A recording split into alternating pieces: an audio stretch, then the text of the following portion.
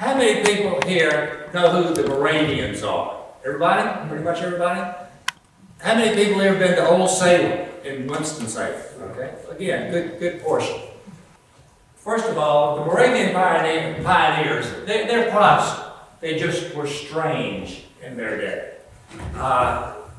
They came to Salem, the Wachovia Tract, and of course Winston-Salem would be about right here. They came in 1753 to establish a village, and Wachovia meant villages of the Lord.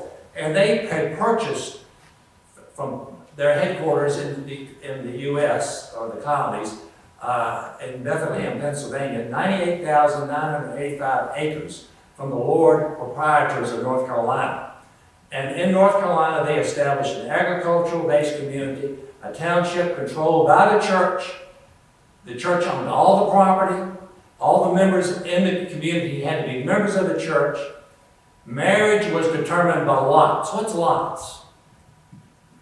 You want to marry Megan? We're going to roll dice. If God wants you to marry Megan, you'll get the right numbers on your dice.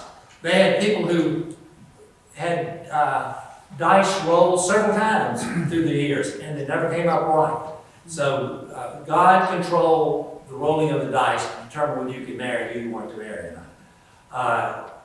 Children left the home in their maybe about what we'd say 10 or 11 years of age, went to live in either the single brother's home in Salem or the single sister's home, where they were apprenticed to learn a trade, also to read and write and decipher.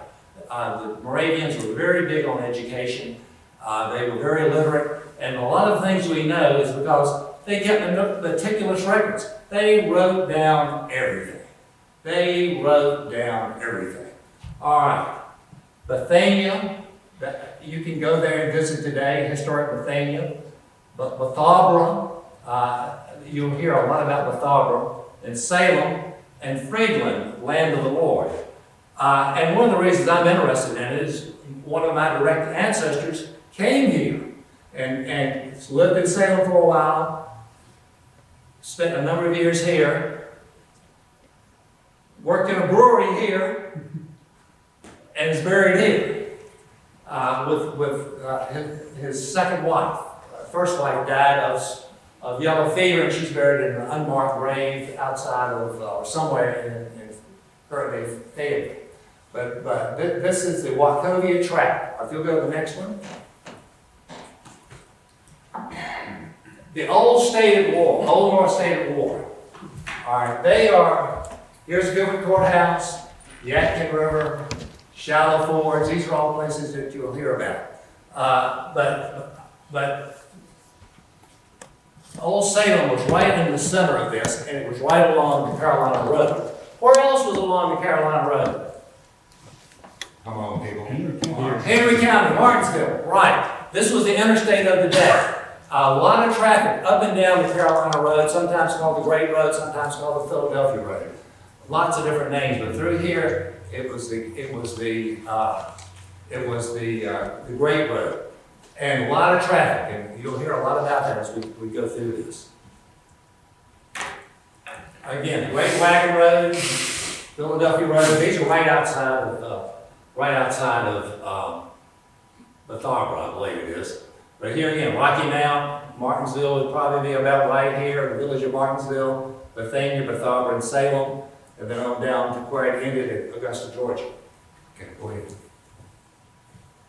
All right, they established an agricultural-based community, the Moravians. Again, they were Protestants, they spoke German, they didn't really want you in their community if you were not a part of them, but they weren't opposed to taking your money if you came through.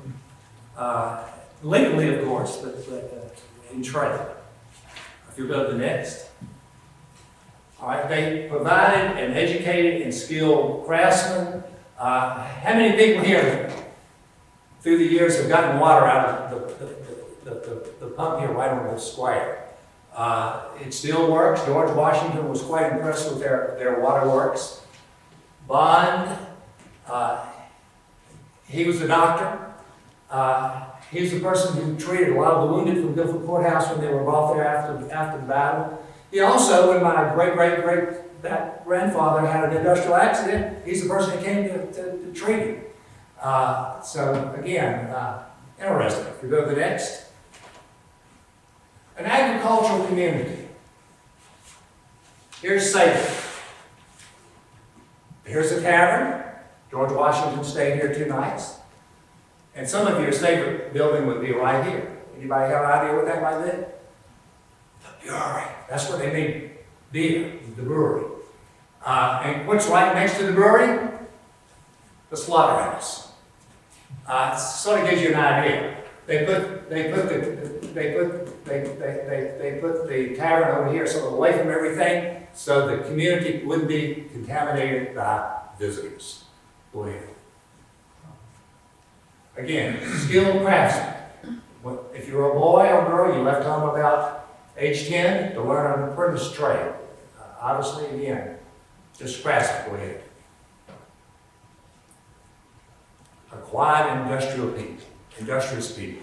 You hear that kind of phrase over and over again. Go ahead. Again, just continuing to show that they were just, and leave us alone. Leave us alone. Go ahead. Again, reading and writing skills. Go ahead. Again, just pictures of white industrious people. All right, now, leave us alone. We don't want to participate in your Revolutionary War. Leave us alone.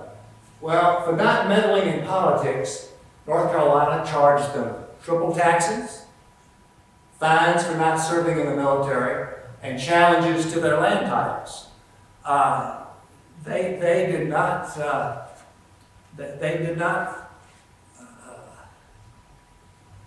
There was a penalty. Now, this is one of North Carolina's first flags, state flag, and this is the symbol of the Moravian Church. Then and now. Go ahead. Now, if you remember, I talked about Shallow Ford a few minutes ago. I mentioned it. That's over the YADKIN River, separates YADKIN County from Forsyth County. By the way, George Stoneman, after he left here, the cavalry range, he went through there. Cornwallis came through there. This was a lot of traveling back and forth here over the Shallow Fords, which is about 12 miles, 15 miles from the Moravian communities. Go ahead. Smallpox and the POWs. Why did they bring a lot of POWs to the Moravian communities? Because during the French and Indian War, at Vogler, they established a stockade to protect themselves. So you have a stockade that's not being used. You've got 150 prisoners from Kings Mountain, later on 500 from Cowpens. You need to house them overnight or for several days. Where do you take them? And you know there's a community there that is agriculture based. They've got food that they've stockpiled. They have livestock that you might can provision, and they have a stockade. Pulaski's Legion came through. They behaved themselves. Unfortunately, one of the men had smallpox, and he left that with the community. And unfortunately, in those days, the neighbors of the Wachovia tract didn't believe in inoculations, so anytime that the Salem folks decided to inoculate the smallpox, they would threaten to burn the community down. But eventually the inoculations became well enough known for the community to accept the Moravians inoculating. All right, go ahead to the next one. All right, Bethania, 1759. This is a sketch of what it looked like. 91 people lived there. February the 9th, 1781, the Royal Army came through. They arrived at noon, and they stayed there till the next morning. The officers took homes to live in. The men set up tents. There were several distilleries and a considerable amount of spirits in the community. The men and the officers got royally drunk. Not very military. Got royally drunk. Go to the next one. Lord Cornwallis, he was there. Go to the next one. There they are drinking, having a good time, going to these poor industrial people's steel houses and breweries and taking their brandy, taking their beer, consuming it in large quantities. Got royally drunk. And then they went to the people and were rude. They went to the people and took things. They took poultry. They took the grain. They took the cows. They took it from them. And what excuse did they use? We can't. Go ahead. This is Cornwallis' headquarters. This is where he spent the night. B.A. Armorer right here, right outside. And it's known as the Butner House now, but then it was a Hauser House. And he was serving in the Continental Army as a lieutenant. So where did Cornwallis stay? We can go there right today and see it. Go ahead. Confiscation of this little town. 300 pounds of bread, 100 gallons of whiskey, all the flour they could find. They took 30 heads of cattle, 17 horses, and a quantity of sheep, poultry, and cattle. Okay? This is what the Royal Army did going through it. All right? Go ahead.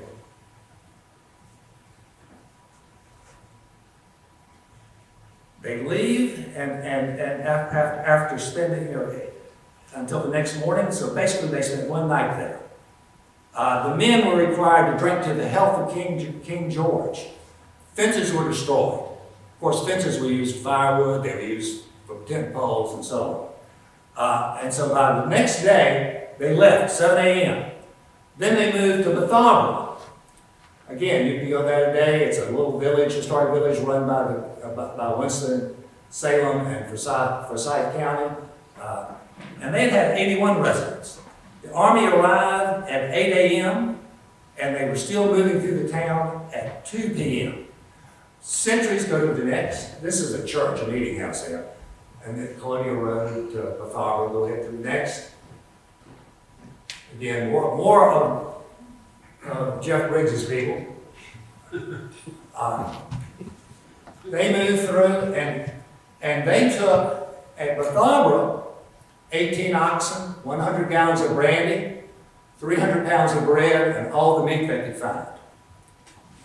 An army, what was it, Napoleon said an army travels on its stomach. Also, apparently, they consumed quite a bit of alcoholic beverages as well. Go ahead. And this is the tavern that they marched by right here. This is where it was located. And because there was so much drinking the night before, British Army decided, well, that's enough. The officers decided, that's enough. So they put sentries outside of the tavern and the still houses as the army marched through. One night of debaucheries, quite enough apparently. So it took from 8 a.m. until 2 p.m. for the army to march through Bethania. If you go to the next one, town of Salem, town of peace, 167 residents. And the people here favored the crown. They were more loyalist than other places. The Army Dragoons, the British Army Dragoons, entered Salem at 10 a.m., followed by the Army. And it took until 4 p.m. for the rest of the Army to pass by in what was called irregular order. After they left, go to the next. And I'll stop right here. Again, those of you who've been there, Main Street, Single Brothers House, Winkler's Bakery. I'll point out right here is where the watchman, the night watchman stayed. The tavern where George Washington stayed after the war. But Main Street, this is where the Army marched in, right through here. The Bag House. We'll talk about that in a second. Again, going to the American Civil War, this is where Stoneman's cavalry came through, right? Just like this. So keep in mind Main Street. They marched from here right through town, just like this. All right, if you'll go to the next. Again, you can see Main Street. You can see one of the Wachovia buildings in the background. Go ahead. Again, the Royal Army marches down Main Street. Go ahead. All right, here's the bag house. He was a merchant, town leader, well thought of citizen, and after the army marched through, Cornwallis and his staff officers met with him for several hours and other leaders of the community to fill out their beliefs on the affairs of the day. And when they finally left, who comes after that? Who follows the army? The camp followers. And they came through everywhere they went. Very disorderly, very taking what they wanted, spitting in the streets. Can you imagine spitting in the streets? Cursing, chewing tobacco, these women, taking what they wanted. And from there, where did they go? They went to the Friedland, and the army camped there overnight. And their campground at Friedland was 2.5 miles in length. And while they were there, the village, the camp followers and the stragglers committed acts of theft and robbery and greatly molested, it was said, the inhabitants. The Moravians said these were days of darkness and terror for us. Again, these were peaceable people. They were pacifists. They didn't believe to participate in worldly affairs. Well, one of the reasons is that the Moravians actually had more members of their church in Europe, and they didn't want to jeopardize, by taking sides, they didn't want to jeopardize what they owned in England and in France and in Germany. So they tried to keep out of current affairs. Go ahead. And while they were in Salem, they took 9 oxen, single brother's house wagon to load for loads of flour. At Friedland, they took all of the cattle and forage they could find. All right? So British Army's pretty bad, right? The Royal Army's pretty bad. Just took what they wanted, right? Pretty bad. What about those damn Liberty men? How'd they behave? Go ahead. Of course, we got our camp followers. WHIG militia abuses. Apparently, they didn't behave any better. Well, not apparently. They probably behaved worse. The Liberty men. The Wilkes County militia decided that the Moravians were their enemy. Captain Lenore said, "They are my enemy."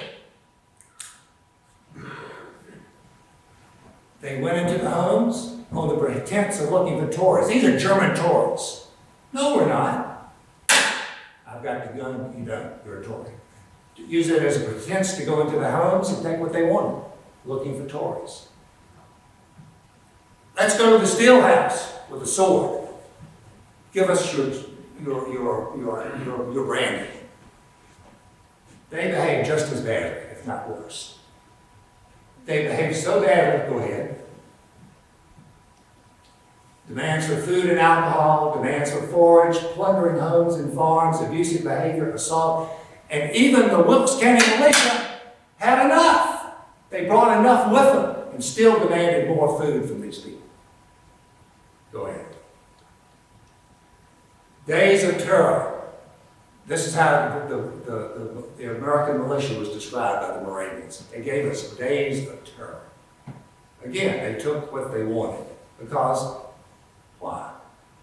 They were different. They spoke German, they read in German, and they had different religious practices. Go ahead. The safety of the night watchman. If you remember, I showed you where the night watchman lived on Main Street. Well, he came on duty every night at 10 p.m. And every hour when he would go through he had a prescribed beat to walk. And basically, he was the first line of public defense and public safety. If he found something amiss, a lantern or a candle on late at night after midnight, he could enter the home and say, "Why is this home? We don't want to burn the house down. We don't want to burn the community down." He would raise a human cry. And every hour, he would either blow a long or a short toot on his horn here, his cock horn, depending on the time of day. Well, he's patrolling all night. Well, the town leaders were afraid that all these American militia going through were going to hurt him. So they would go to the officers and say, look, tell your men not to hurt our night watchman. He's doing his job. And of course, if he could sing very well, he was supposed to sing at night also, as he did his rounds. Go to the next one. Community leaders appealed to General Greene for help controlling the unruly militia. There they are drinking. They've probably gone to the tavern, they've gone to a still house, they've gone to a brewery, and they've just taken what they wanted, and they get royally drunk, and then they're abusive to the citizens. Greene said, I'm sorry, I just don't have the men to send to you, citizens of Salem, to protect you. But what did Greene do? He sent 2 wagons to confiscate food and forage from them. So really, he did the same thing that they were asking for help from. Light Horse Harry Lee decided that the militia who were coming to help,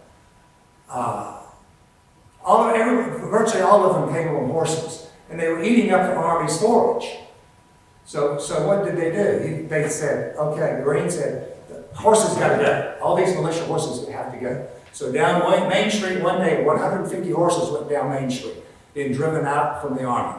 And every day thereafter, for about a week, riderless horses went down Main Street as they were being driven away from the army, because all these horses were eating up the forage, which the army had to have for its wagons, for its artillery pieces, for its own dragoons, cavalry. So it was a problem. It was a problem. Go ahead.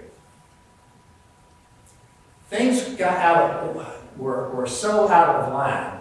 Colonel William Campbell and Colonel William Preston of Southwest Virginia, today's Abington in Blacksburg, they stepped in to control order, and they warned Lenore and his Wilkes County men, leave them alone. Hey, Major Winston-Salem, he gave them an order also, leave these people alone. It was ignored.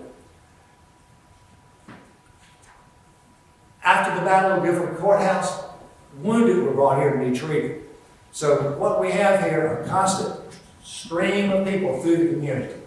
We have the community really supplying the armies with foodstuffs. We have doctors and houses treating the wounded. Go ahead. Now this is my friend. I'm not part of the SAR on him, but this is my great-great-great-great-grandfather, and this is signed by Daddy, and this is certifying to the state of North Carolina after the war. Let's see, how much did he get here? Allowed 1 pound and 2 shillings and 6 pence for something that either the British Army took from him or the Whig militia took from him. Go to the next. And of course, nursing care for the wounded. All right, go ahead. After the war, the state of North Carolina ordered that all of the communities that they honor the 4th of July. And the Moravians were the first and only group in North Carolina on July the 4th, 1783, to have an official observance of July the 4th in compliance with an order from the governor and the General Assembly. And that's in the town square in front of Salem College at Old Salem. That plaque, you have to look for it, but it's there in the brick. Go ahead. And when George Washington did his southern tour, he stayed at the tavern 2 nights in a row. He had only hoped to stay 1 night, but the governor of North Carolina was late for the meeting with him, so he attended a solitude, visited the buildings, he attended dinners, he inspected the waterworks, and he would come out to mingle with the people who would come out to see him. And if you're going to the next one, and this is right below the tavern, the Washington Southern Tour, spending the night there. There are example after example of the people passing through, armies passing through, stragglers passing through, the militia passing through, and basically taking what they wanted from these folks. And they maintained their separateness until about 1840, 1850, when just more and more people were moving into the area, and its community ownership, the children leaving the homes came to an end. And today, you probably wouldn't be able to tell any difference of a Moravian from a Methodist or a Baptist or a Presbyterian, or, you know, slight differences, but they started out quite different. And you know, 200 years later, probably couldn't tell the difference if you walked into one of their sermons unannounced. Does anybody have any questions? I got a lot of detail here, but I tried to sort of do an overview. Any questions? They did some things differently, just like the bonnets. The women were required to wear bonnets all day, or a head cover. And you could tell a woman's status. If she were single, she wore a pink ribbon on her bonnet. If she were widowed, a white ribbon. If she were married, a blue ribbon. So just very, very different. Very different. As I say, my ancestor, Philipp Christoph, his family started off in Switzerland, outside of Zurich, lived about 50 years in Germany, became Lutherans. They were first Swiss Reformed, then became Lutherans, came to Maine. They were evangelicized to become Moravians, moved to Salem. They were there for maybe for about a generation after that. They were Moravians, and then what did they become? John Wesley boys. They became Methodists, and that's, of course, what I am today. Yes, sir. Just curious, when they came over from Europe, where did they land? They were recruited to go to Maine, Waldoboro, Maine, on the coast, Broad Bay, and they are still. I have cousins there now. And it's funny because the name, like my name, Vogler, that's how it would be pronounced in Switzerland and Germany, Vogler, or Vogler. Well, when they came to the colonies, Vogler is an F. So I have the main people who stayed in the English-speaking community, they are F-O-G-L-E-R. Those who came south to a German-speaking community are V-O-G-L-E-R, because they knew a Vogler, it was a V. So we're all the same lineage, but the ones in the north are F-O-G-L-E-R, those here are V-O-G-L-E-R. If you go to Europe, it's V-O-G-L-E-R. But I came into the SAR on my mother's side, grandmother's side, and we were militant Scotch-Irish Welshmen. No pacifism for us. Go ahead. Yes, So did they come into Boston or New York? Where did they arrive? They went to, they came right on over. Colonel Waldo brought them into one of the harbor at Broad Bay, Maine, and that's where they stayed. And of course, as some of you know, Philipp Christoph, who had the certificate, he was a pacifist after he served, I don't know, about 4 years with the Army of New England, helping to take Fortress Louisburg in Nova Scotia, and that's where he met his first wife. He was 23, she was 14. She was another soldier's daughter, and so they stayed at the first siege of Fortress Louisburg in 1745. Now, I guess that was enough army for him, and when he came back to Maine, he became a Moravian from a missionary who was sent there to proselytize those German-speaking settlers. Any other questions? Yes, sir. Well, I was going to say, my grandmother was a clipper out of Catawba County down there. They were German people. But when they came, it was spelled K-L-I-P-P-E-R-T when they came into North Carolina. And then they changed it to C-L-I-P-P-A-R-D, I guess more English, whatever. How my grandmother ended up in Wood County, I'll never know. But they were part of those Hessians, I'm almost sure, I'm not positive, but they settled there and walked around that area too.